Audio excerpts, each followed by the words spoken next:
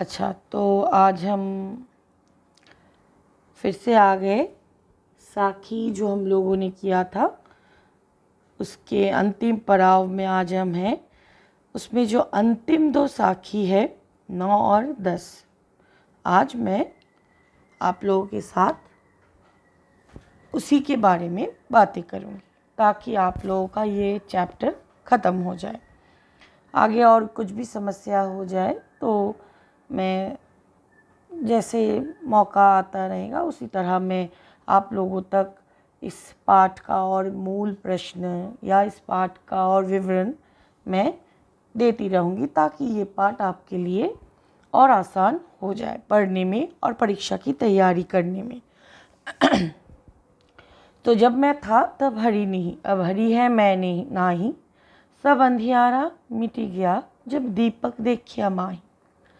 तो यहाँ कबीरदास क्या कहना चाहते हैं वही है, क्योंकि बस ईश्वर तक पहुँचना, ईश्वर के बारे में जानना और उनके अनुसार हरि ईश्वर के लिए हरि शब्द का प्रयोग किया गया है कि वही है जो उन्हें सही मार्ग दिखाते हैं, उनके मार्ग को प्रशस्त करते हैं।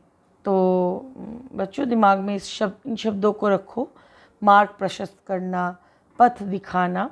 अब हरि है मैं नहीं।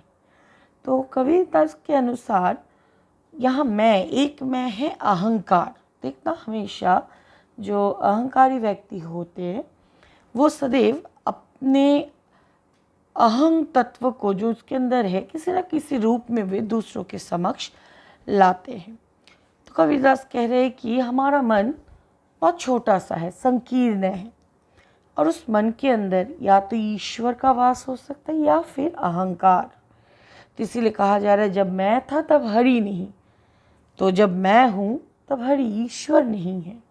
अब हरि है, अब उस मन में हरि है, अर्थात मुझे अनुभव हो रहा है जैसे ये अनुभूति ही जो है, हम ईश्वर को देख नहीं सकते लेकिन हमारे अंदर एक अनुभव मतलब एक आध्यात्मिकता का बोलो, एक ऐश्वर्य शक्ति जो है उसका अनुभव हम करते हैं। तो अब हरि है, तो अब मेरे अंदर हरि है, ईश्वर है। अब मैं नहीं, अर्थात अहंकार का त्याग हो चुका है, सब अंधियारा मिटी गया। यहाँ अंधियारा से क्या तात्पर्य है? अंधियारा अर्थात अहंकार, अंधियारा अर्थात अज्ञानता। तो आप इन शब्दों को दिमाग में रखिए। अंधियारा अर्थात अज्ञानता, अंधियारा अर्थात अहंकार, मिटी गया अर्थात धीरे धीरे मन से अहंकार अंधेरा सब मिटता गया। क्यों? अब हमारी आंखें खुलने लगी। अहंकार से इंसान अपने सामने किसी को और देख नहीं पाता है, तो ईश्वर तो दूर की बात है, वो तो हमसे बहुत बड़े हैं, बहुत दूर है उनका अस्तित्व। हम अपने आसपास जो ईश्वर में भक्ति रखते हैं, जो ईश्वर को मानते हैं, जो आस्तिक होते हैं, वे क्या करते हैं? वे सोचते हैं कि जीवन में हर पग पर मानो हर काम के पीछे उसके साथ ईश्वर ही है। तो इसका मतलब जब तुम ये नहीं मानते, इसका तो तुम अहंकार हो, अहंग तुम्हारे अंदर, और यही अहंग तुम्हें अपने अंदर से मिटाना होगा। और इस अहंकार को मिटाने में क्या, किसकी सहायता ली जा रही? जब दीपक देखिया माही, जब दीपक मैंने देख लिया या दीपक मुझे प्राप्त हुआ, ये ज्ञान रूपी दीपक है। तो इस दीपक शब्द के नीचे तुम लोग को लिख कर लिखना है ज्ञान रूपी दीपक के मिलते ही, उसकी प्राप्ति होते ही जो अहंकार हमारे अंदर है, जिसने अंधकार मचा रखा है, जिसने चारों ओर अंधकार करके रखा है, वो धीरे धीरे वो अंधेरा उजाले में परिवर्तन होने लगता है। अर्थात ईश्वर को पाने के लिए पहले हमें अपने अंदर से अहंकार को मिटाना होगा। और इसमें अर्थात कबीरदास बार बार कह रहे हैं कि उस मतलब परम ब्रह्म तक पहुंचने के लिए हमें अपने अंदर से अहंकार को मिटाना है, और ये बहुत ज़रूरी है। और इस अहंकार को मिटाने में हमारी सहायता कौन कर रहे? स्वयं हमारे गुरु, जो हमारे हाथ में उन्होंने दीपक दिया। कैसे दीपक? उन्होंने ज्ञान रूपी दीपक, और उस दीपक के द्वारा ही मैंने अपने अंदर अनुभव किया। ठीक है, मानो ईश्वर हमारे अंदर है, हमें बस उसे देखने की देर है। अर्थात यहाँ भी ईश्वर के इन्हीं गुणों को, ईश्वर के महत्व को प्रतिपादित किया गया।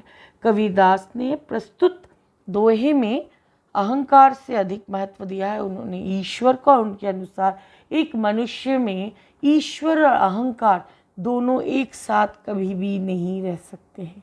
या तो अपने मन में अहंकार के लिए स्थान बनाओ या फिर ईश्वर के लिए, ठीक है, जो तुम्हें इस भव सागर से पार कराएंगे। I think this is clear. Last से yes, number 9, not the last one, last second one. तो मुझे लगता है अब तक मैंने कबीरदास से संबंधित जिन दोहों को यहाँ मतलब बताया है, इसका एक्सप्लेनेशन तुम लोगों तक पहुँचाया है। शायद वो तुम लोगों के लिए आसान रहा होगा समझने में। अगर कहीं पर समस्या है तो उसे दोबारा सुनो, ठीक है। और इसके लिए क्योंकि मैं समय के साथ साथ हर विषय पर, मतलब मूलतः ICSE ISC हर विषय पर मैं अपलोड करती रहूँगी, तो तुम लोग सब्सक्राइब कर लिया करो ताकि इसको आसानी से सुन सको।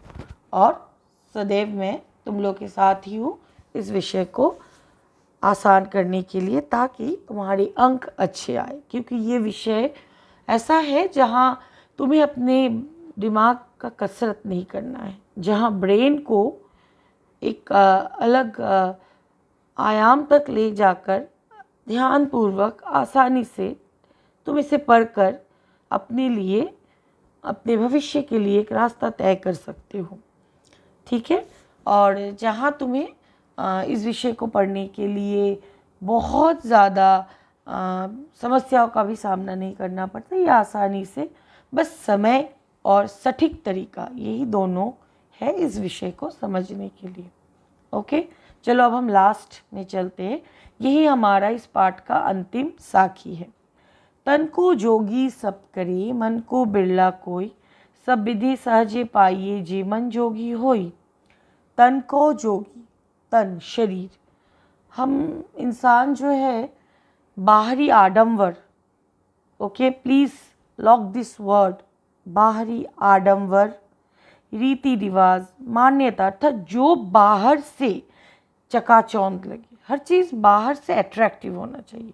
चाहे तुम्हारे अंदर क्या है, आज का जो ज़माना है उसमें अंदर तुम्हारा टैलेंट, शक्ति, ज्ञान कितना है वो लोग बाद में देखते हैं, पहले तुम्हारा बाहरी रूप, उससे लोग अधिक प्रभावित होते हैं। लेकिन बाहरी रूप वो सदैव तुम्हारा साथ नहीं देता। वो एक समय है जब वो क्या हो जाता है, वो एक तरह से विलीन हो जाता है, समाप्त। तो कवि क्या कह रहे, तन को जोगी सब करे। तन से मैंने जटा धारण कर लिया है, मैंने गेरुआ वस्त्र पहन लिया है, हरे राम हरे कृष्ण हम करते रहे। मन को बिरला कोई, लेकिन मन से जोगी बनने वाले इस संसार में बिरला, कोई अर्थात एकाध, एक्सेप्शनल, फ्यू आर देयर, कुछ ही लोग हैं। तो मन को बिरला कोई, मन से इंसान कोई है जो मन से जोगी बनते हैं, तन से नहीं, शरीर से नहीं। सब विधि सहजे पाइए, जे मन जोगी हो। सहज ही हम सब कुछ कर सकते हैं, पा सकते हैं। अगर तुम बाहरी रूप को अधिक महत्व ना देकर तुम अपने मन को टटोलो, अपने मन को जोगी बनाओ, अपने मन को वश में रखो, अर्थात तुम्हारा मन अगर विचलित रहेगा तो उस जोग का क्या फ़ायदा। तुम अगर अपनी इंद्रियों को वश में कर पाओगे, सभी प्रकार की सिद्धियां तब तुम्हें आसानी से प्राप्त हो सकती है, अगर हम मन से जोगी बनेंगे।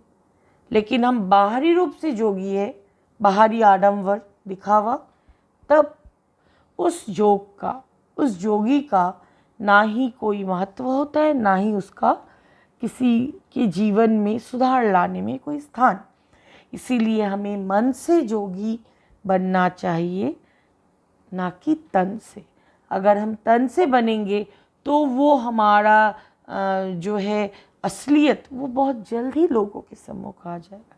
तो यहाँ पर लोग, कबीरदास जो है बाहरी आडंबर पर करारा चोट या व्यंग कर रहे। Take my points.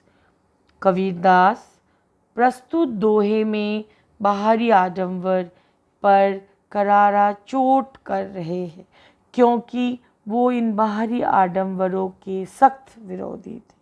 वो एक समाज सुधारक थे। उन्होंने अपनी रचनाओं के माध्यम से कहीं नैतिक मूल्य को भी दर्शाना चाहा है। ये एक आंसर का स्टार्टिंग होना चाहिए। जैसे ही एग्जामिनर इन शब्दों को देखेंगे, उन्हें पता चल जाएगा कि दिस कैंडिडेट और दिस चाइल्ड, ही और शी नोज द चैप्टर, उसके पास ज्ञान है इस लेखक के या इस कवि के बारे में और इस पाठ के बारे में। तो की वर्ड जानना बहुत बहुत ज़रूरी है। ओके, तो ये रहा हमारा साखी का अंतिम पड़ाव, जहां हमने 1 से शुरू किया था और 10 तक आके ख़त्म हो गया। ठीक है, तो तुम लोग अपने अपनी परीक्षा की तैयारी करते हुए इन साखियों को सुनोगे और सुनते हुए इम्पॉर्टेंट जो वर्ड्स है, लाइन्स है, उसको लिखते रहोगे। साथ ही साथ मैं देखती हूँ कुछ क्वेश्चंस, कुछ प्रश्न, इसका भी मैं चर्चा करूँगी। तो तुम लोग अगर इसको सुनोगे तो ये तुम्हारे लिए बहुत ही फ़ायदेमंद और लाभदायक साबित हो सकता है, इतना मैं आशा रख सकती हूँ। ठीक है, तो यहीं पे हम साखी को ख़त्म करते हैं। Okay, thank you all of you.